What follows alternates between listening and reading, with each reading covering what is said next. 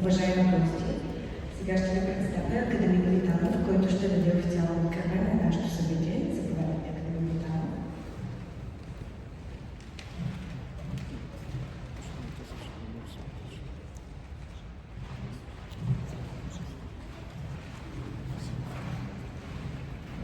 Dear esteemed speakers, dear guests and colleagues, it's my utmost pleasure to welcome you here in Sofia University to this informational event of the European Molecular Biology Lab and the incredible opportunities it offers to the community. This event presents a valuable opportunity for both seasoned and emerging researchers in lab sciences to explore the diverse opportunities offered by the laboratory. Since Bulgaria became a prospective member of the organization in July of last year, which was one of the first documents that I signed as in my position, we have been actively working to raise awareness within the country's life sciences community. This informational event is a key initiative in that effort, and we encourage you to engage fully and make the most of the insights and connections it offers. As it is well known to you, I'm sure, EMBL is one of the world's premier research institutions dedicated to advancing the life sciences. With sites across Europe, including Germany, UK, France, Italy, and Spain, EMBL is at the forefront of cutting-edge research, fostering innovation, collaboration, and discovery. It's a place where curiosity-driven science meets with innovation and technology, leading to remarkable advancements of our understanding of biology and human health, which is of utmost importance to all of us.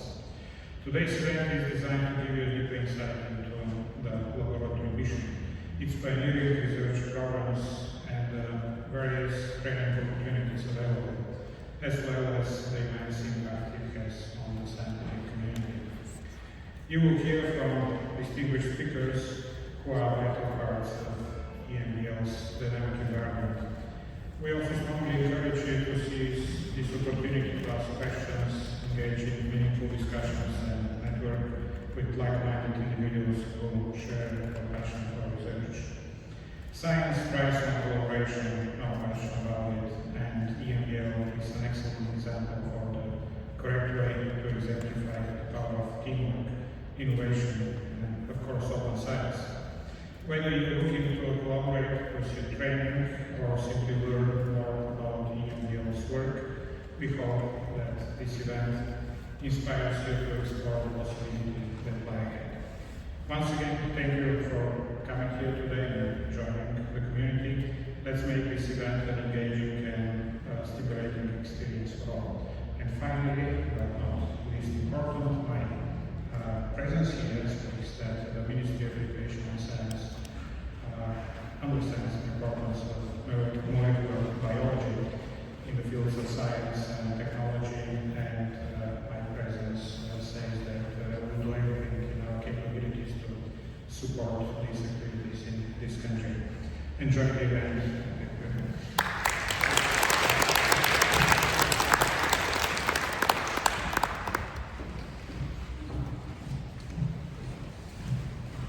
And now it's my pleasure again to welcome you as a representative of Bulgaria in EMBL and EMBC. Good morning, everyone, and welcome to the first ever EMBL Info Day in Bulgaria. It is truly a pleasure and an honor to have you here today. This event has been a long time coming, and I couldn't be more thrilled to see such a diverse audience. Whether a researcher, a student, an industry professional, or simply someone with a passion for discovery, we are very delighted to have you here. As Professor Vitanov said, Bulgaria became a prospect member of EMBL in July of last year. Since then, we have been actively promoting the incredible opportunities this membership brings to the country's life sciences community. And what better way to do so than hosting an Info Day featuring EMBL's most esteemed experts. EMBL's strong focus on pioneering research, advanced technology, and global collaborations continue to push the frontiers of molecular biology, bringing scientists together to explore most fundamental level. Today, you will have the opportunity to gain first-hand insight on EMBL's mission, research programs, and the wealth of opportunities available for training and collaboration. We have lined up a very exciting program with exciting speakers, renowned scientists, and leading experts who are all very active and very vital parts, again, as Professor Vidana said, in EMBL's dynamic community. This is your chance to engage. So ask your questions and immerse yourself in the world of molecular biology like never before. We look forward to meaningful discussions, insightful exchanges, and valuable networking opportunities. Thank you for being here, for your commitment to advancing research and contributing to a brighter future for a brighter Bulgaria. And I sincerely hope today's events ignite the spark of inspiration in you. Make the most of this event, as I said, and welcome and enjoy the day. Also, please welcome to Ms. Kliment.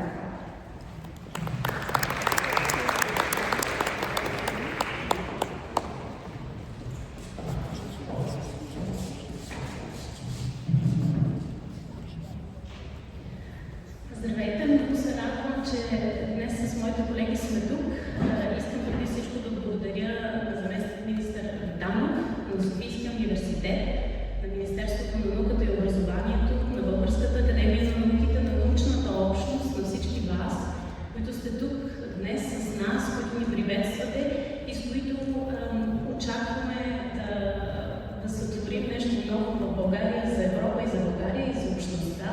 Не само в молекулярната биология, но както знаете, и биологията не е просто вече една малка част от нашите науки. Тя наистина има много голям приоритет и е подкрепена по най-различни начини днес, включително и с компонента на изкуствения интелект. Това е нещо същото, за което искаме да говорим с вас.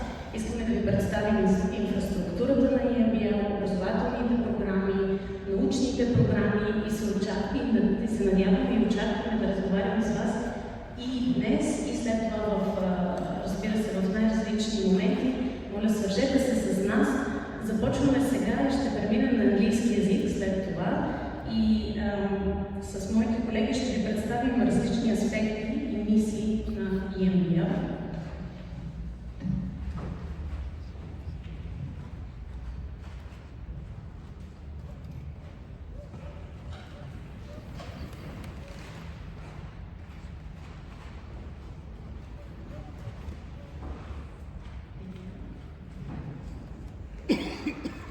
Сега преминаваме на английски език. And maybe a few words indeed about the history of EMBL. We are 50 years old. We were created in 1974 with the idea to create a center of excellence, a pole of attraction for the life sciences in Europe. At the time, the life sciences did not have a home in a similar way that the physics did with CERN. So a few scientists, a few countries, 10 countries at the time, decided that now has come the time to create an intergovernmental organization whose mission will be to promote the life sciences and bring talent back to Europe. Therefore, EMBL was created, you can see, by 10 countries. Today, we have 29 countries supporting the organization and its mission. The past and the present are quite illustrious, and we're very happy to say that we have been instrumental in delivering many of the developments in the life sciences, but also beyond, talking about a lot of the technologies and innovations that today help us deliver molecular biology. You see that there's also several Nobel Prizes connected directly to the work done at EMBL, and in fact the latest one is not even here. It's last year's Nobel Prize that was given to Demis Hassabis and John Jumper for the AlphaFold. And upon receiving of the award, they recognized the absolute value of public databases as enabled and delivered by MES-Bulgaria. We were instrumental in fostering the AlphaFold development. Here we are, this is the family of EMBL, and I'm very happy to say, clearly also personally, not just professionally,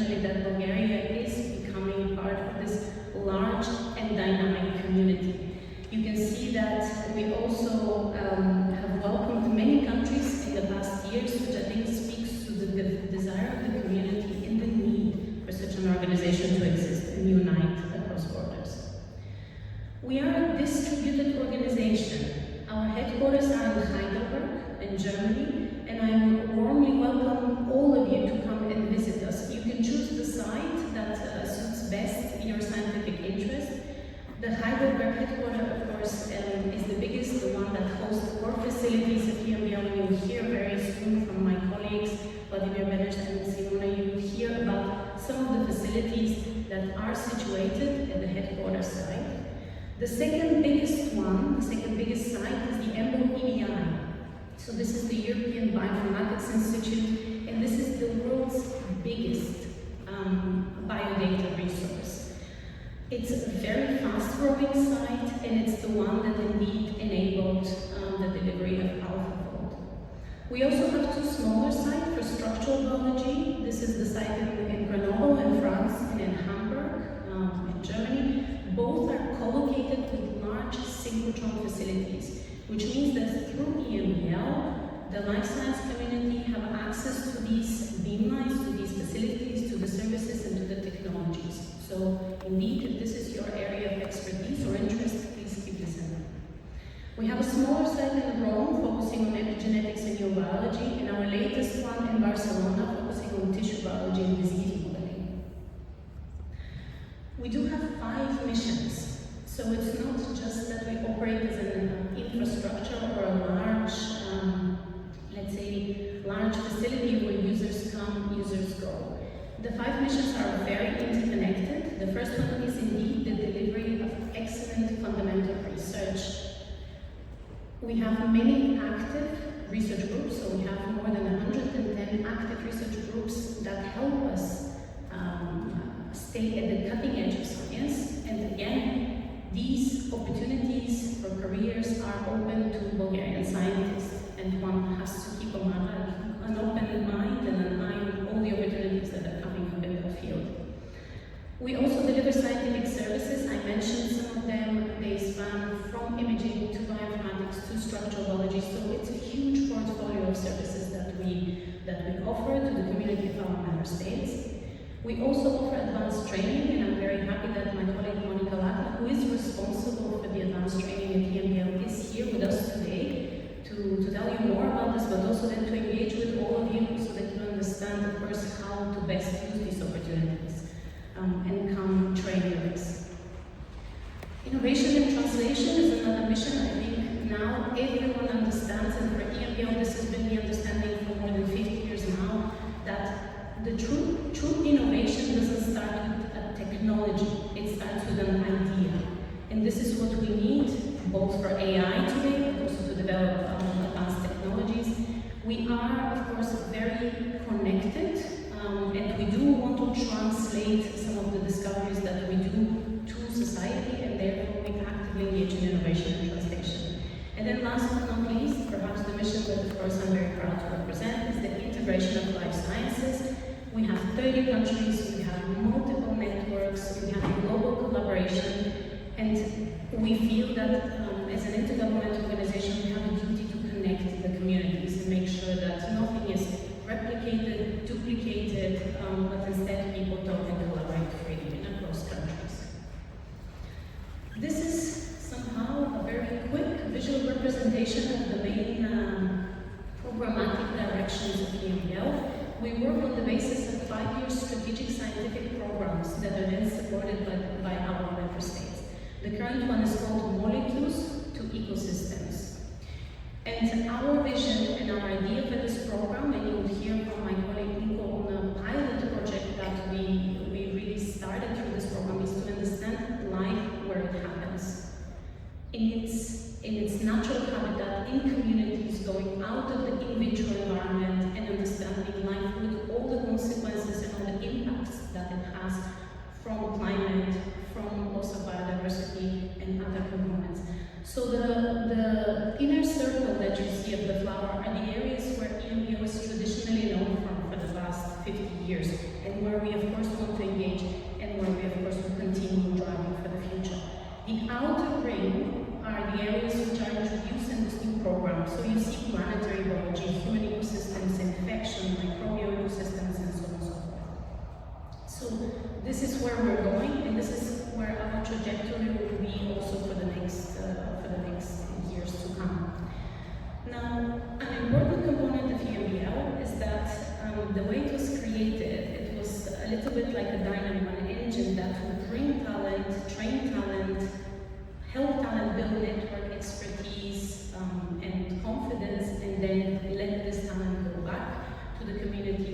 ago. So you see here that in any given 5-year program, we have 44% turnover of our faculty, and the turnover across the different domains and missions sometimes is even higher. So we don't keep people at EMBL. There's no tenure track.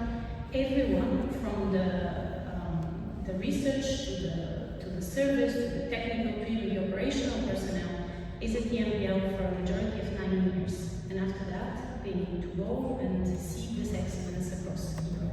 So this means a lot of opportunities are opening all the time at EMBL, and something to keep in mind. This is also what allows us to rejuvenate ourselves. This is the natural turnover that allows us to, when someone leaves, when a group leaves, that they can move on and we can recruit perhaps in an area that we consider to be more cutting edge or more important for science.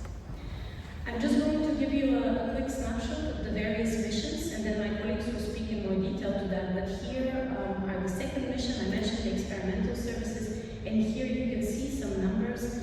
One of the most impressive one, of course, is this 101 million. This is the daily web request to the EMBL data services. So I bet that many of you are using them, knowingly or unknowingly. It's like the electricity for the life sciences, the delivery of these services. And then we have, of course, many experimental services to go along with the data resources. AlphaFold is mentioned there because I also mentioned the Nobel Prize, and this is a huge discovery, a revolution for the life sciences, which we enabled together with Google DeepMind, and of course, the work of the community for the past 50 years.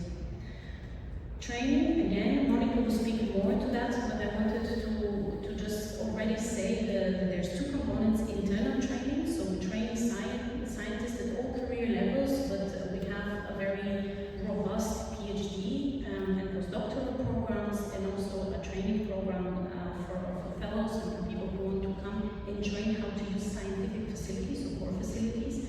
These are all funded by EMBL or co-funded with the European Commission. And then we have external training. We're Europe's biggest training center for the life sciences. We host many courses and conferences, and here again, all of you, we would love to welcome to these courses and conferences. Not to mention that for the more senior, of course, researchers, we're very happy to also co-develop and co-create these courses and the program. We also engage very actively in science education and public engagement, and the project that Nico will speak to, the TREC project, is an example of how we really made sure that also the community, the public, understands science and wants to actively engage and contribute to these developments. So we have many programs. We also have a big exhibition at the site in Heidelberg, where we're very happy to also host delegations also from schools and at various levels. On the innovation and translation, I mentioned that we engage very actively in this as well. So we're constantly looking for new ways to work with partners and develop the technologies that we need, but also the community needs in order to deliver cutting-edge life sciences. We do this through specially dedicated programs. We also have a fully owned company that helps us translate and commercialize all the results. We have 26 spin-off companies coming from research that has been done at EMBL, and of course we constantly engage with industrial partners in order to co-develop some of the technologies that we need to run the services that we have. On the integration of life sciences, and this is where of course we want to see Bulgaria and the Bulgarian community engaging very actively, and we've already started discussions on many of these fronts. We have a very close collaboration with the European Commission, where we try to convey the messages of the life sciences, so that then whenever science policy is built up, as being considered, the needs of the life science community are reflected also in policy, in standards, and of course in the funding in the long run. And you see many of the projects in which we're engaged. Bulgaria is actually part of some of these projects that you see on the right-hand side of the slide. And through memberships, such as the one in EMBL, could really expand these also European networks. Now, as I said, we work on the basis of 5-year strategic programs, and this is a very important moment for EMBL and for our member states, because we are starting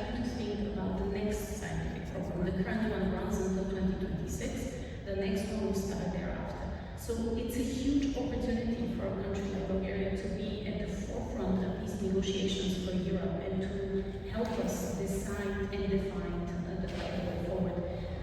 We do want to continue the trajectory of the program Molecules to Ecosystems, so life in context will be what we will be continuing to study and explore. But the life sciences have been particularly active and will be transformational also in the uptake of AI. So this is where we want to go towards in the future. You see that we're already very much considered and we have ideas of how AI is going to be implemented and how AI is going to come down and embed itself across our missions. And this is something that, of course, we'll be very happy to discuss, whether this is in the research component, in the services, training, innovation, or the integration of life sciences through new partnerships and new networks. Now, Bulgaria is currently in the phase of prospect membership, and again, we're very appreciative of the vision of the ministry that decided indeed that now is the right time for Bulgaria to also become part of such an infrastructure and such an organization.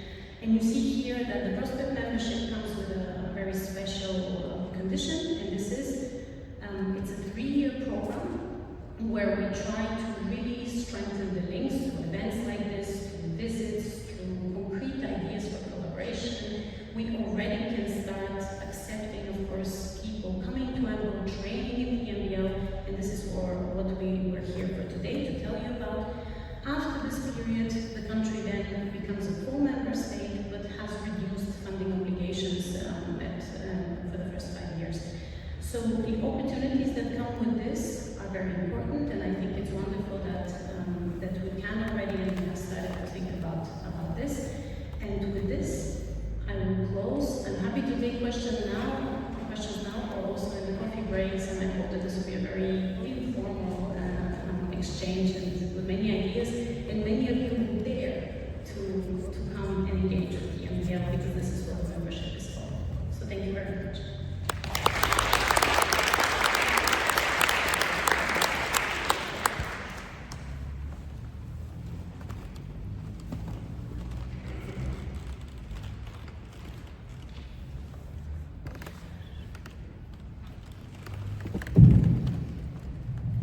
Hi, thank you for this great introduction.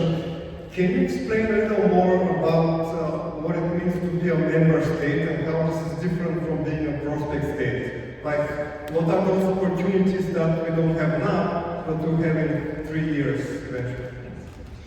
So in fact, when I started at EMBL, which was 15 years ago, there was a mandate from the EMBL countries to make EMBL more inclusive in a way and attract countries from Central and Eastern Europe to become a part, because it was identified that being created 50 years ago, the core of EMBL was very Western, and this was not how the organization or what the organization's mission was for.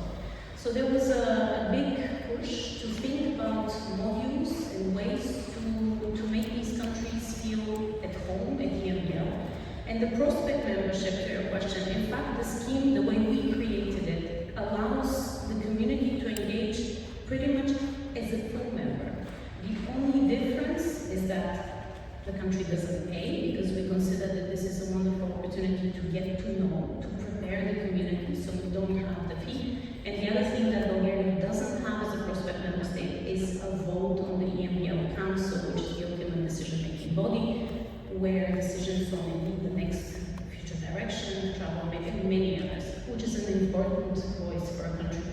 In this prospect member state phase, which is 3 years, the Bulgaria is an observer, so no voting rights. Everything else, all the opportunities that we are going to present today and many more are available to the community. And this is really an attempt to, it's a limited period, because we appreciate that at some point the community is mature enough so they can already start also contributing to the activities and the funding. But apart from that, everything we decided that will be open to the community.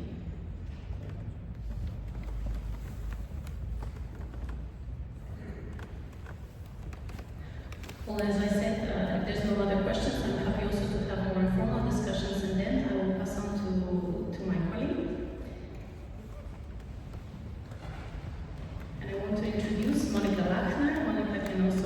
million words, but the most important thing is that Monica is responsible for the training at EMBL. And as I showed, this is one of our core missions, and one of the reasons why EMBL was created, to train scientists at all career levels through various schools. So Monica, please. If I can find the presentation.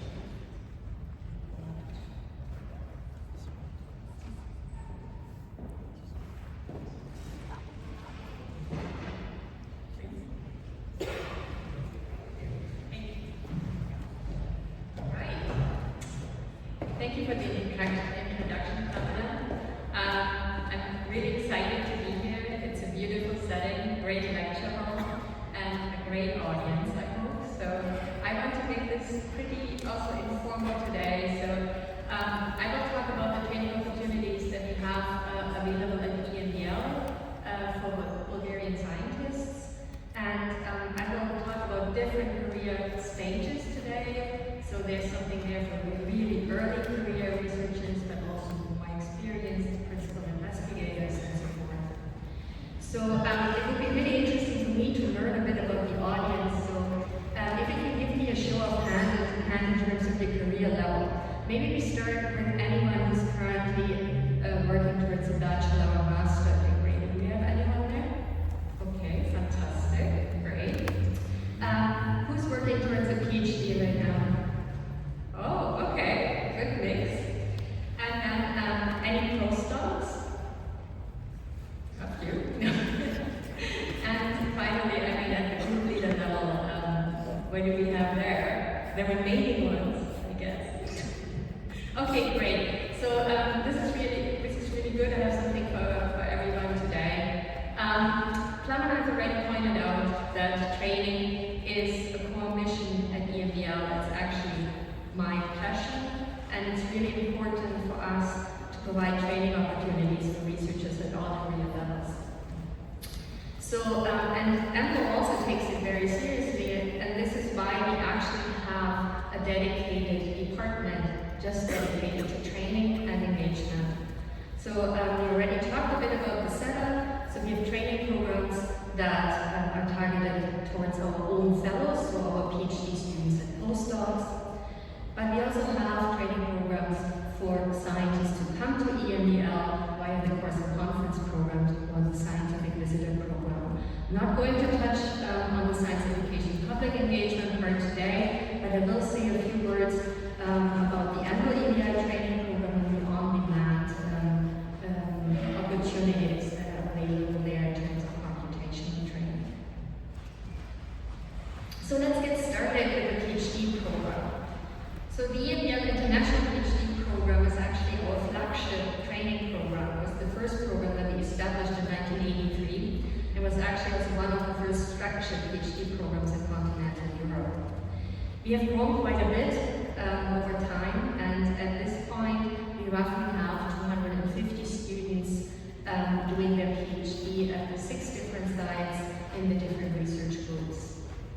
So as you can see, the student body is really international and interdisciplinary. So we have around 50 different nationalities represented. And in terms of educational background, we have, of course, a strong focus on biologists, but over the last decade, we have become much more interdisciplinary here. So 50% of our students now come from completely different STEM fields, such as physics, math, chemistry, and had no exposure to biology before. And this is actually really one of the success recipes of EMBL, that they really train in an interdisciplinary space. I also wanted to point out that in terms of member state representation, almost 70% of our students are from member states, so to also make this clear to everyone. What we do in terms of training, I will show you the overview. The PhD program is a 4-year PhD program, and I'm showing you here what is expected of our students.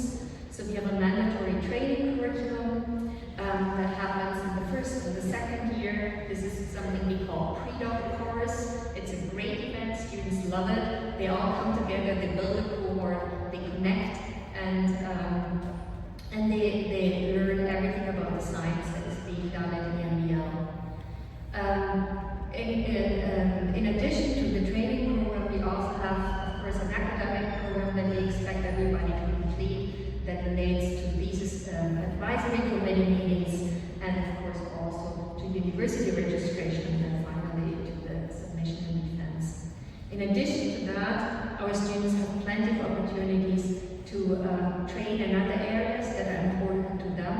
So be it personal skills, finding out where I want to go with my career. We have like very strong programs that support this, the skills and the career development of our students. Now you may want to ask, so what is the training outcome? So what is actually happening to our students? So these are the typical indicators that PhD programs report on. So currently we have a thesis submission time around 4.4 years.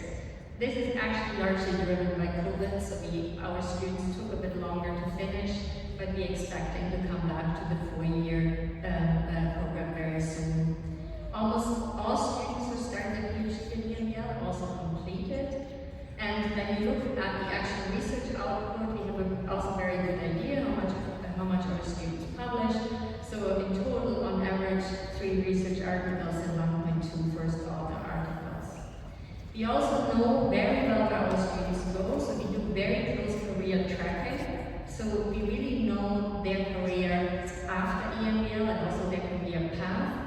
And here we notice that initially most of our students do stay in academia, doing a postdoc, but we also have an increasing percentage of students moving into industry research or other science-related roles. Now, if you're interested in becoming a PhD student, now is the time to pay attention. So now I'm talking about the recruitment process. So the way we do this, we have 2 calls per year. One call is in winter, we call it winter recruitment, one in summer. And here I would like to point out that our summer recruitment is currently ongoing. So the application deadline for this round is March 10, so you can still make it. Still a bit of time to hand in your application. If you don't manage to do it now this March, we will open another call with a deadline in October, and then again the same cycle next year.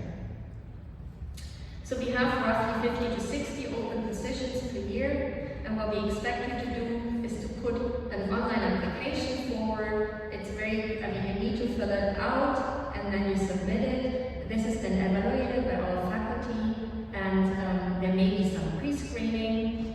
This is optional, but if you make it to the next stage, there's a panel assessment. This is also virtual, and then at the end, you're actually invited to a site to meet the recruiting group leaders. And this is actually the key in recruiting, because there we're talking about matchmaking. This is really about finding out which is the right group for you, and this is actually always a very, very exciting event. And then following these on-site interactions, we actually fairly quickly make the offers. And I should say that all of our fellowships are fully funded. They're fully funded for the 4 years, so you do not need to worry about funding or bringing your own funding. This is being taken care of. If you get an offer, you will be funded. Okay, so then I move on to the next stage in the career. And this is now for everybody who's currently completing their PhD or who is thinking who would like to do maybe a second postdoc. EMBL also has a very well-developed postdoctoral program. Also roughly 250 fellows at this stage, also distributed via the different sites. Of course, at the postdoc level, we don't have it's not like a central call for all positions. So there are different ways of how you can come to EMBL as a postdoc. You can just get in touch with your favorite group leader and explain why you think you will be a great fit for the lab. You can apply to a job posting. You can bring your own personal merit fellowship, or you can apply to one of EMBL's competitive fellowship programs.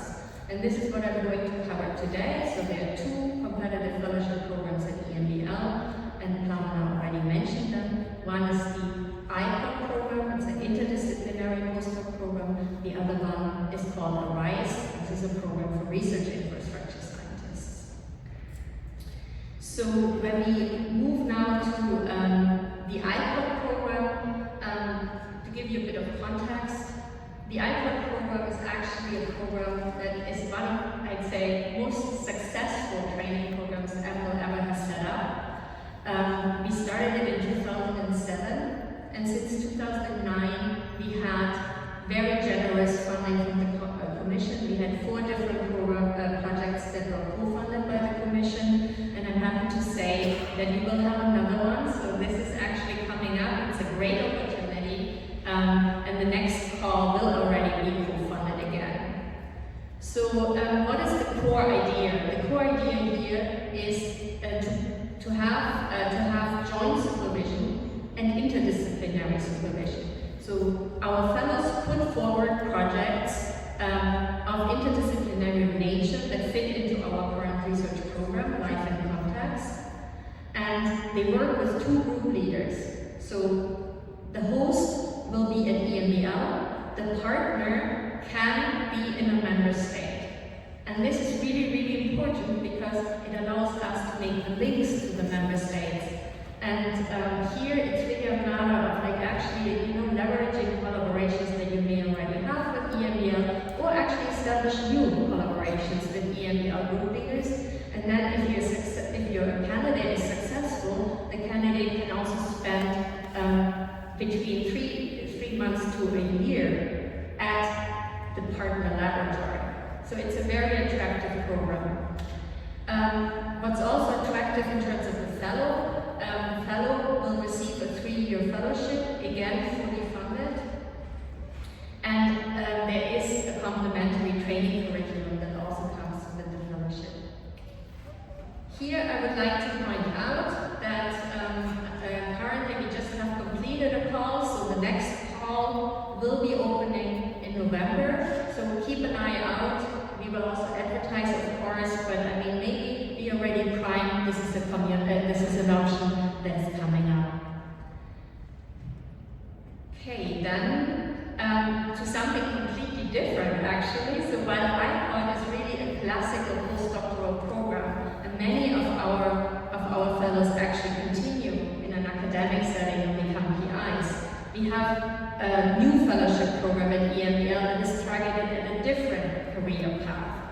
And this is a very interesting program. It's called ARISE. It's a career accelerator for research infrastructure scientists. So here we are targeting researchers who see their future as a leader in research infrastructures. The program was initially started by Per Borg together with Tanja Ninkovic and many other people at EMBL, I should say, that I cannot mention all right now, but it was also co-funded by the Commission, and this is the first round of this program has already completed the recruitment phase, but we were very successful in getting a second one, so it's going to continue.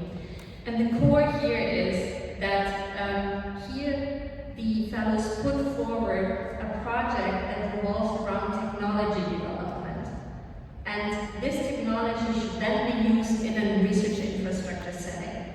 As Klamana pointed out, and I think also Vladimir is going to show later, we have, or Simona is also going to comment on this, we have a really good setting for this because of course we have experts in the research infrastructures at EMBL and the core facilities and the services.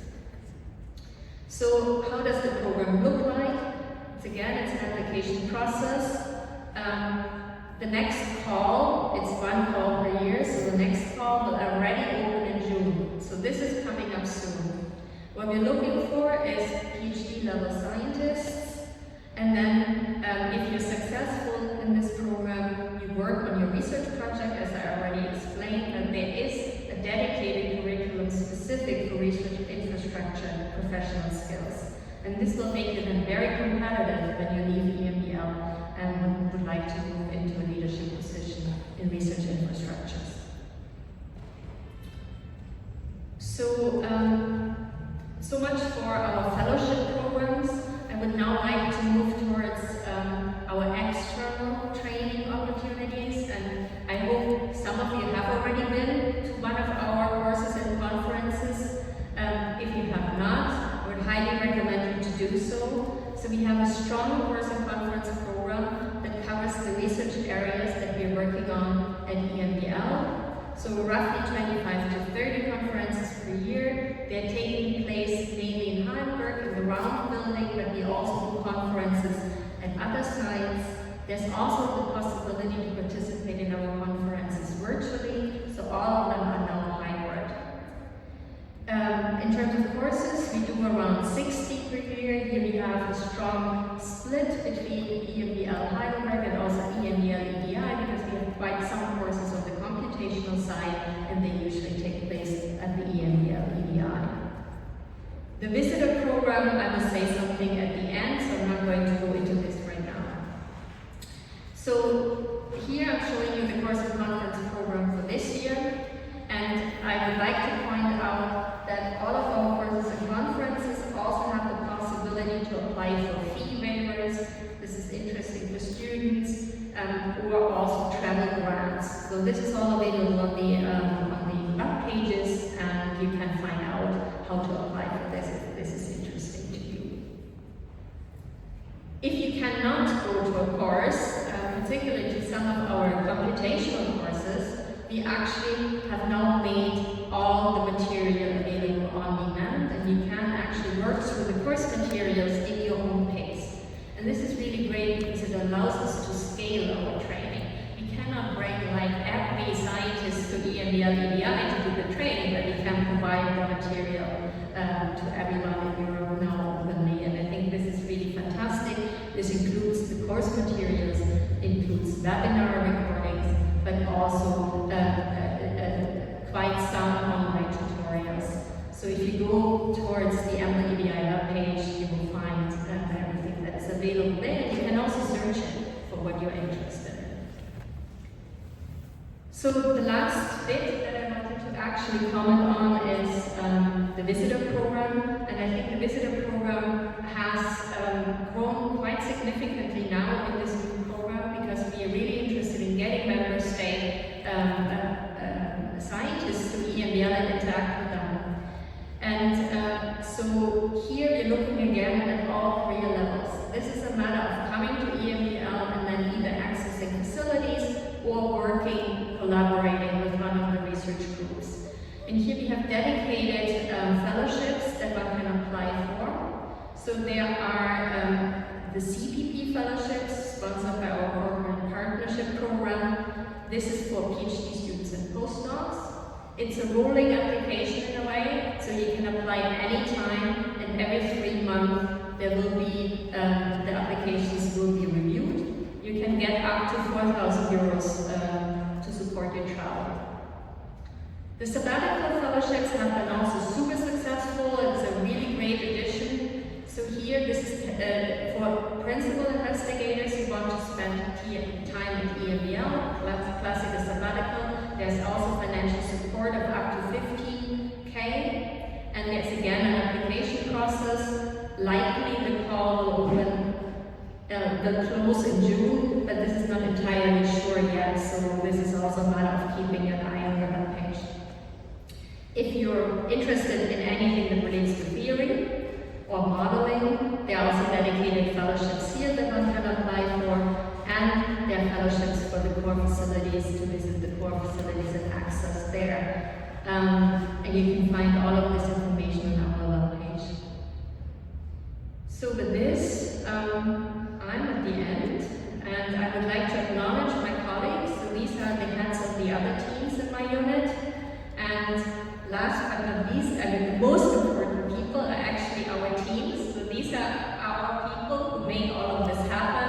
They're a fantastic group of people, very passionate about training, and I can guarantee you will enjoy interacting when you come to EMBL.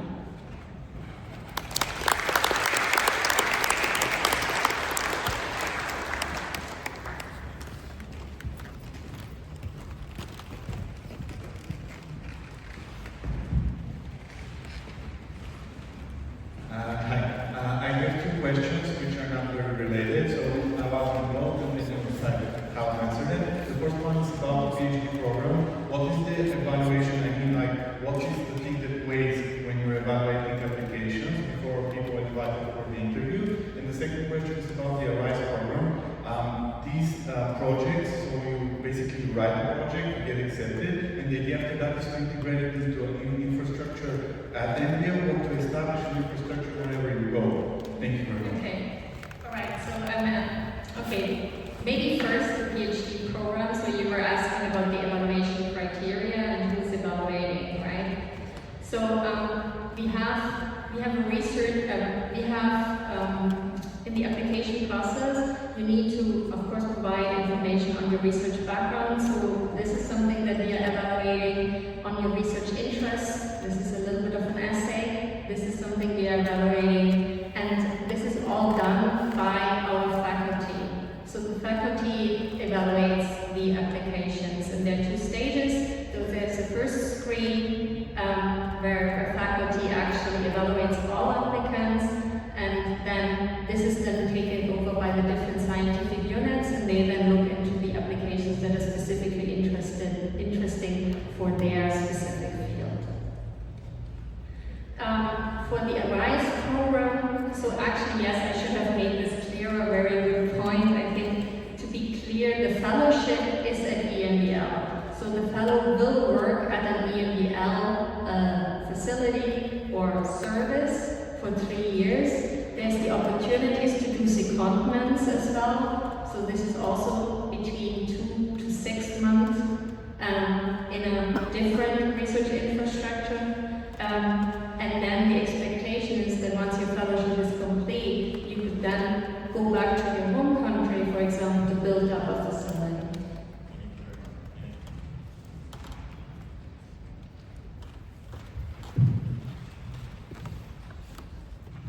Hello, I wanted to ask, are there any opportunities for people who are still students in their master's or bachelor time of training? Yes, there are. So if you wanted to do the master thesis work at EMBL, this is possible. We do have master students, but we don't have a dedicated program for it. So basically what you would need to do is you would need to reach out to a group of interest, explain why you're interested in doing their master's thesis with them, and then they would organize, if they're interested, they would organize an interview, and then if you're selected, you could do your master thesis at EMBL. We also have, so the same is true for internships. If you want to do an internship, it's directly contacting the group.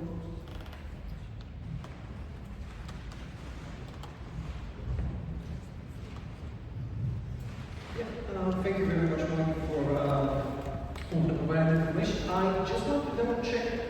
If I'm not mistaken, previously EMBL PhD programs, they were in conjunction with respective universities, such as I think in Heidelberg, University of Hamburg, University of Hamburg. Is that still in place, or would that mean that the PhDs would have to be assessed actually at that respective university? It's one of my favorite topics. It's a bit of a complicated setup, I should say, and thank you for bringing it up. So EMBL Council has awarded us the right to confer a PhD degree, but we have not done this in a standalone manner.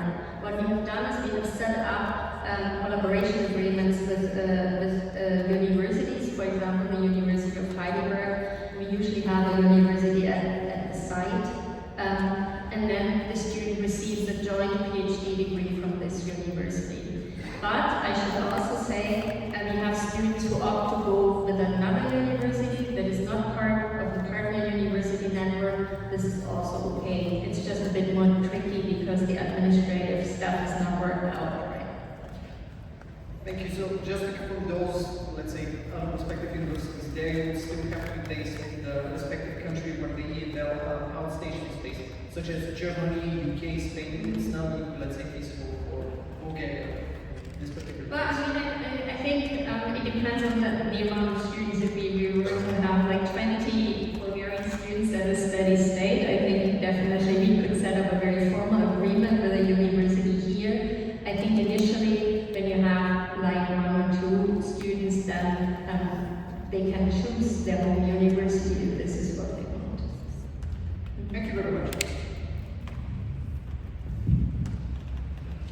Okay, if there are no more questions, I have a testimony actually. So I have an opportunity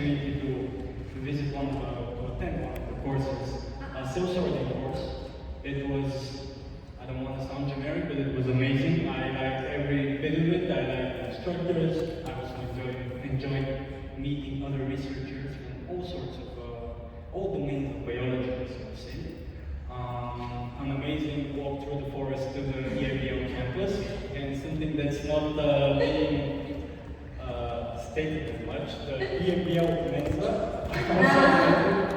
And I'm actually gonna try and attend another course this year because I liked it that much, this time at the Imaging Center.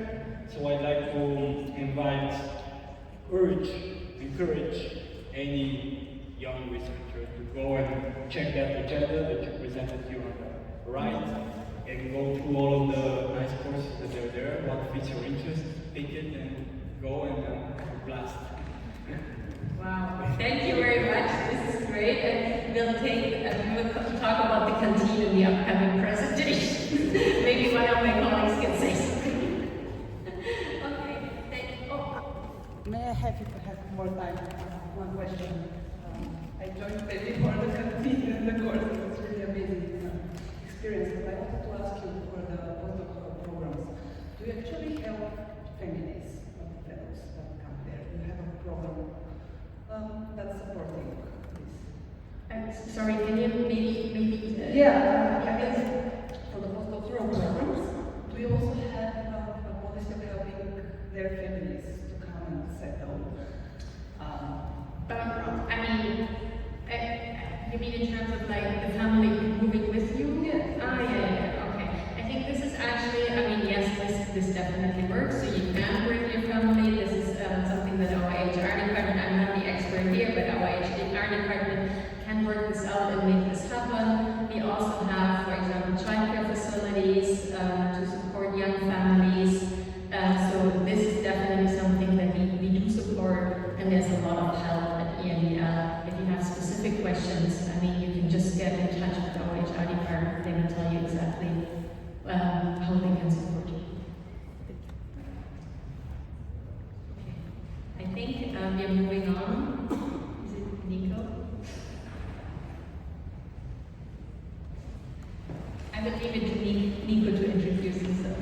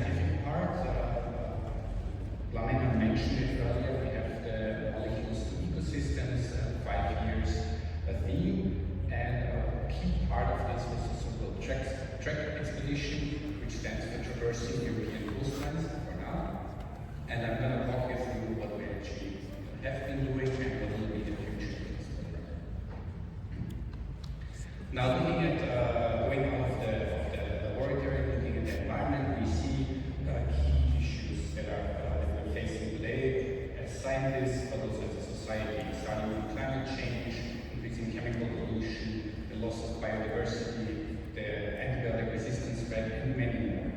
And on the other hand, if we zoom out, we also see that we face a lot of fragmentation on the scientific level, that is people working only in their field, and part of the landscape, funders need to fund only national initiatives but not beyond borders, and so forth.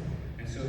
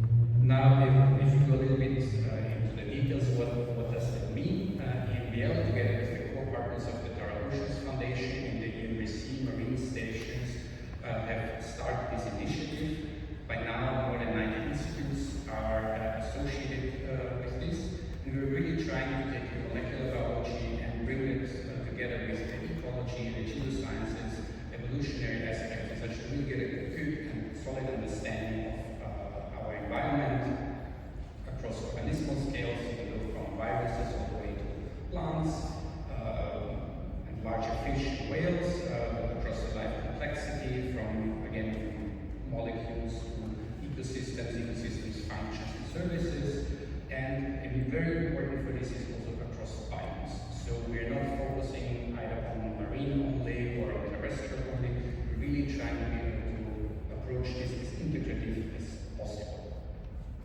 And we've been doing this across the European coastline for the last 2 years. And for this, the first thing that we needed was actually a mobile setup that we can bring the same equipment, the same protocols, the same methods along our expedition. And what you see here is on the left-hand side our customized fleet, from small vehicles that just go and grab the samples all the way to a large lab. As I mentioned, we've been working with the Oceans Foundation, and they actually contributed our sailing boats. We had also a partner on the sea taking samples from there. And on the far right side, you see the map of our local partners without whom we could not have realized such an ambitious project.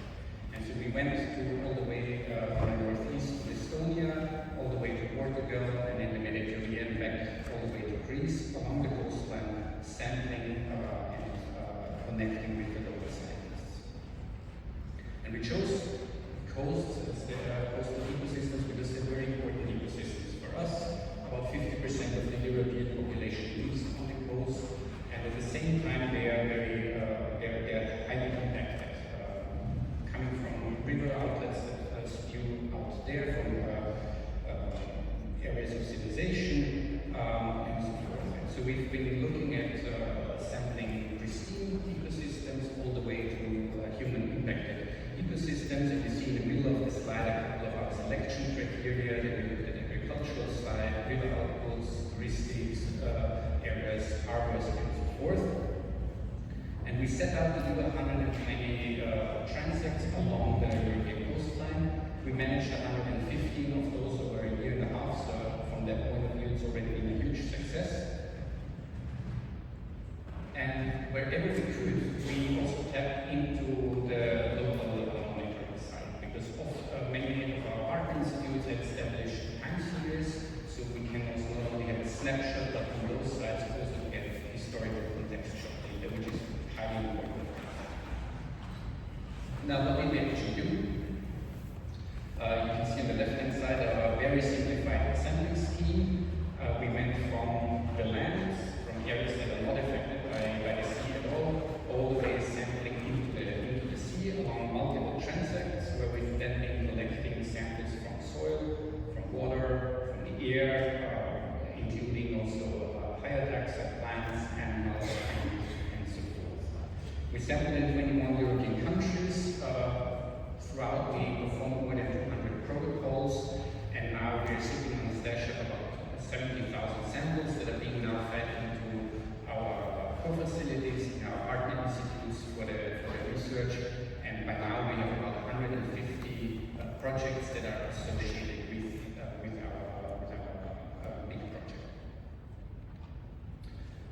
If we talk a little bit of what are we looking actually in this very standardized manner, a lot of it is sequencing based, looking at barcoding, who is there, metagenomics and transcriptomics, what are they doing? But then also enriching this with complementary data. So we're looking at all the chemical pollution, doing both targeted and untargeted mass spectrometry. We're complementing a lot with microscopy, so we can bridge the genotype and phenotype gap. And we also generate a lot of metadata, meaning metal concentrations, vegetations on site, in situ measurements like air temperature, chlorophyll concentration in the water, and so forth, to really generate a holistic European-wide data set that we can use also as a baseline for future work. A big part throughout the expedition, and it's been mentioned already previously, it's not only us sampling, but we've been in the true EMBL spirit. We've also been having an open door policy for the scientific services, so all the sites where we've been, we also worked with local scientists on their projects. We hosted about 230 scientists throughout the year and a half just in the advanced mobile lab, which I'm going to talk about in the second part of the talk. We supported 46 projects on those sites, but we've also been engaging in training, organizing workshops, organizing training on advanced technologies, and we've also invested a lot in outreach with schools, interested lay audiences, but also engaging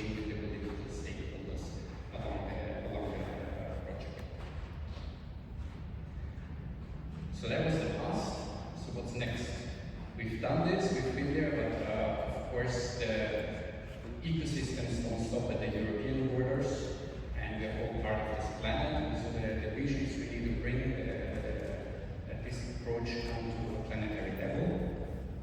And traversing European coastline becomes then traversing the systems. And a big next step for us is actually to also work with along the European waterways, because these connect really also our existing data set from the coastlines to the centers of population, the centers of agriculture, and so forth. So we want to establish both coastal long-term, on the coast still time series, but also work with the along the European waterways. Also to synergize with national sampling efforts that are already in place, to not again not duplicate efforts, but really collaborate and build up on them. And a big part will also be to act as advisors to enable other research institutes or member states to do this kind of research independently of us, but make sure that the data sets are compatible, so there is a bigger payoff for everyone. Two projects that we're currently in the planning phase are the sampling along the river of Rhine from the source all the way to the sink, and similarly also on the river of Danube, which covers quite a big part of the European landscape. And this is also where there's an opportunity on the horizon for Bulgaria.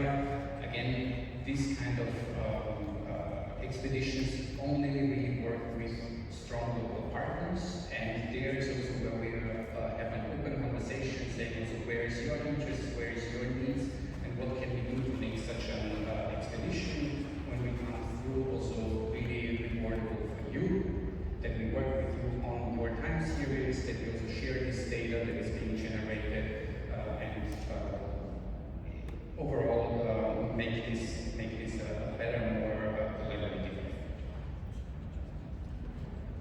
And with this, I'm at the end of the track part. I will switch now a little bit onto the mobile lab, so give you some more details there.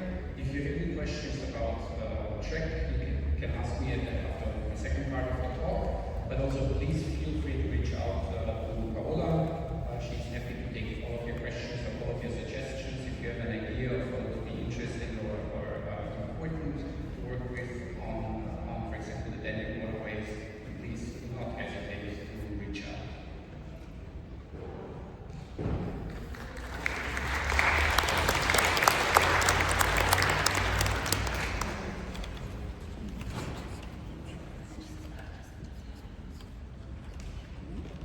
As the two talks are very interconnected, I want to say that we go through both of them and then I have some questions, okay?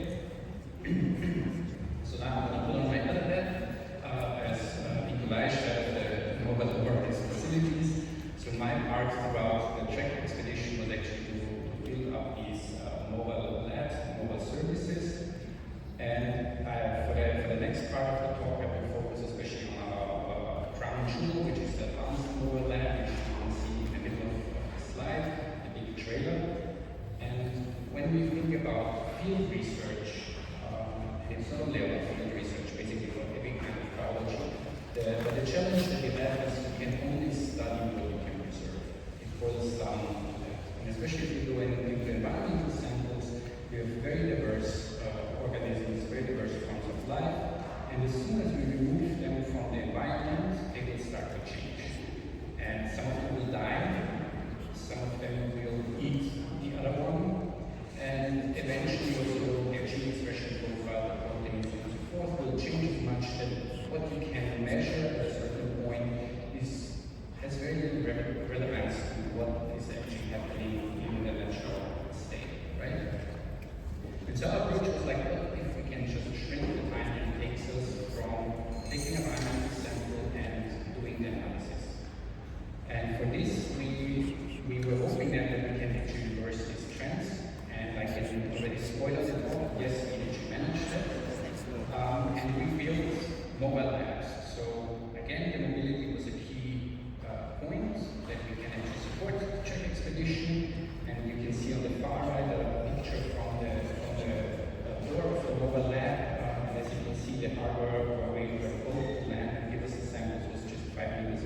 so it doesn't get any shorter than that.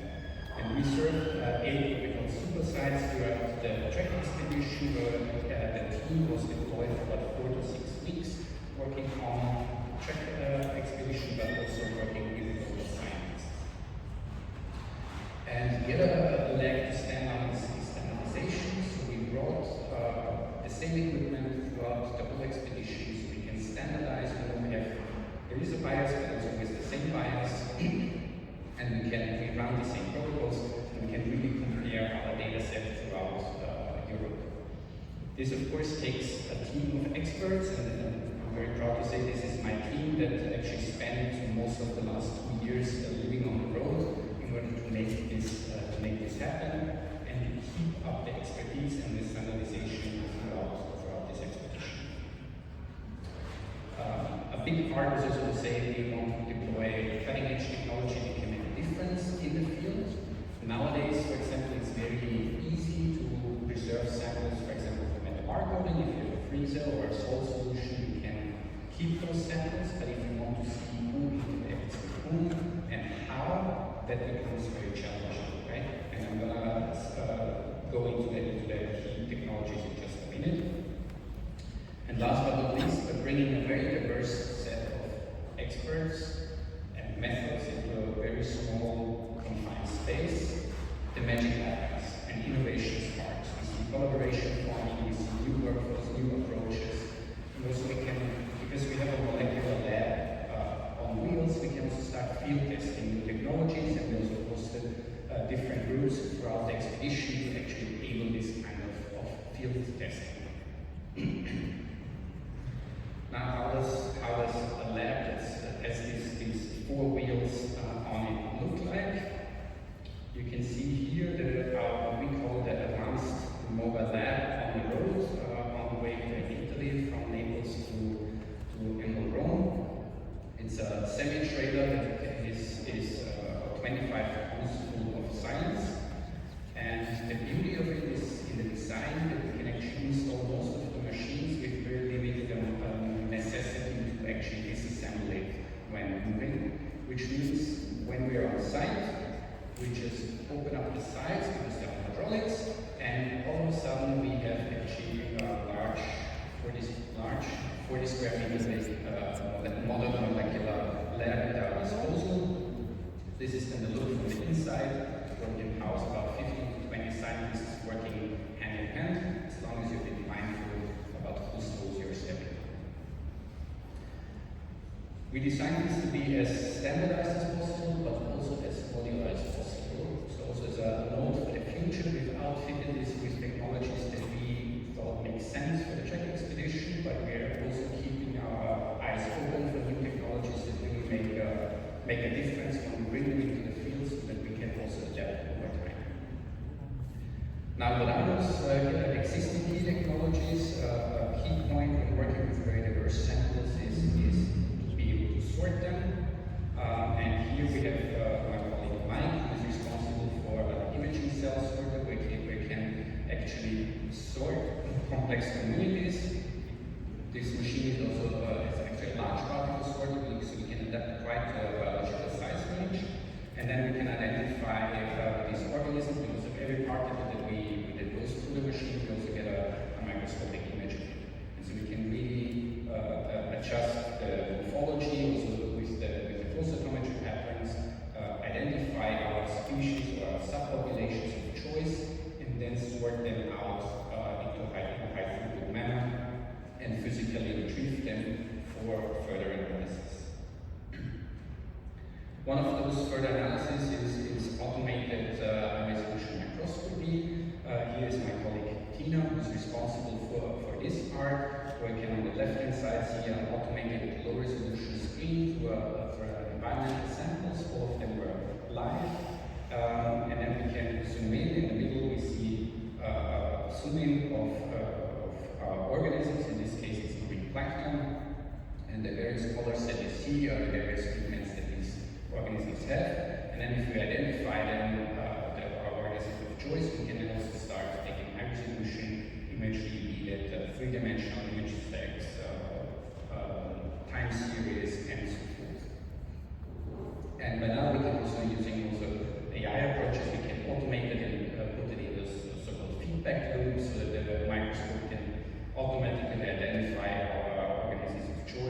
then zoom in there and take these images, which means it's more unbiased than if we do it ourselves, and also more high-throughput than if we do it ourselves. And last but not least, if we go at the end of the physical resolution right now, and you're going to hear some spectacular parts about the imaging part later on from my colleague Simone, but electron microscopy is still the frontier if you want to see subcellular structures and all the way down to structural biology. And here we also have all the technologies on board to actually preserve the samples to in the best way possible, that afterwards in the home laboratory of choice we can actually analyze them at the best level possible. And all of these methods are not just standalone. We're bridging quite the gap from, again, from a diverse environmental sample to isolate them, image them, and preserve them for downstream applications. And so these are very much complementary approaches. And what this really allows us is to blur the line of what's previously only been possible in a lab setting with model organisms, to really push the boundary of what we can do in the field nowadays. Because in downstream we can do everything from imaging, cultivation, cell sorting, for all kinds of omics approaches, and all the way down to EM and structural biology. But also there, the Czech expedition is over, so what's the next step? And I'm very happy to say that we've seen from the last few years that with this approach, we feel a need in the scientific landscape, and we've gotten very good reception throughout the whole expedition. And so we turned actually the mobile labs into a core facility. And so now we are also open for beyond the Czech expeditions. We are also open to work with scientific institutes, consortia, or our member states around scientific projects that can come from you. We usually then evaluate and collaborate there, and also see there again endless network of saying, okay, who are people that are, for example, interested in similar approaches, who can we connect you with, who would be a good partner to join in for something like this, and then go towards the implementation on site with the mobile core facility. Instead of future like Heidelberg, the core facility comes here directly. And with this, I would also thank you very much for your attention. And again, if you're interested in engaging with the mobile labs, please do not hesitate to either come talk to me today, or feel free to reach out anytime via email. Thank you very much.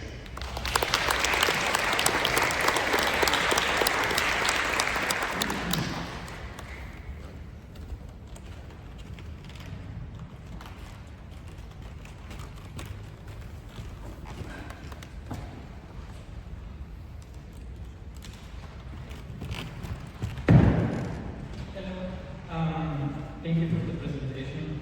If you're taking the question, how does the mobile vehicle is powered? How does all of these technologies operate? We've all the support infrastructure to handle this within the truck, and then when you're on site, we tap into the local grid. Okay, thank you.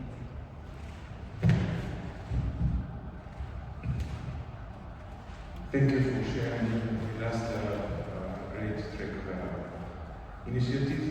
I didn't quite understand. Is Bulgaria already involved in this trekking project monitoring? Because you mentioned on one of the slides the Institute of Biodiversity and Ecosystem Research. So at this stage, we're currently planning this for the future, and this is just as a starting point. So here today, we reach out and see who is interested, what are the needs and the questions from your side, and to ideally also get you on board. And a question, do you have a collaboration with the International Wildlife Consortium in terms of biodiversity data analysis, or To the best of my knowledge, at the moment, no. But again, all our data will also be, all the data that we generate during Trek is deposited publicly and will be openly available, so this can also be reused by any consortium who further their interests. Thank you. And what about the deadlines?